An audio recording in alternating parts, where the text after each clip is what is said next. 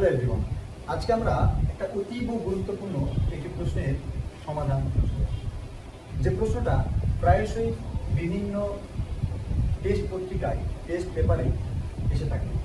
প্রশ্নটা কি, জলীয় কপার সালফেট দ্রবণের মধ্যে H2S অর্থাৎ হাইড্রোজেন সালফাইড গ্যাস চালনা করলে কি ঘটে সমিত সমীকরণ সহ লেখো। অ্যাকচুয়ালি যে আমাদের কাছে কপার সালফেট দ্রবণ হয় সেটা কোন বর্ণের হয়? লাল বর্ণের হয়ে থাকে। তাহলে কপার সালফেট দ্রবণ যার সংকেত হচ্ছে CuSO4, কপার সালফেট দ্রবণে আমরা কোন গ্যাস চালনা করছি না H2SO4। চালনা করলে কি হবে না, কপার আর এখানে সালফার, অ্যাকচুয়ালি এইগুলো মিলে গিয়ে কি তৈরি হবে?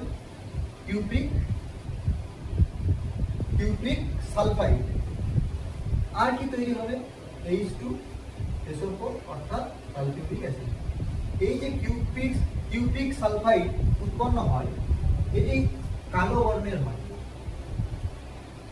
যার কি হয়? অধক্ষেপ করে। তাহলে এর উত্তরটা কি হবে? এর উত্তরটা হবে লাল বর্ণের জলীয় কপার সালফেট দ্রবণের মধ্যে H2S চালনা করলে কালো রঙের কিউপ্রিক সালফাইড অধক্ষিপ্ত হয়। এই যে তীর চিহ্ন দিয়ে দেখানো হয়েছে, অধক্ষিপ্ত হয়। আর কি হয় না, সালফিউরিক অ্যাসিড উৎপন্ন হয়। এইটাই হচ্ছে এই প্রশ্নের উত্তর। প্রথমে এটা লিখবে যে লাল বর্ণের কপার সালফেট দ্রবণের মধ্যে H2S অর্থাৎ হাইড্রোজেন সালফাইড গ্যাস চালনা করলে কি ঘটবে না, কিউপ্রিক সালফাইড অধক্ষিপ্ত হবে যেটি কালো বর্ণের হয়ে থাকে, এবং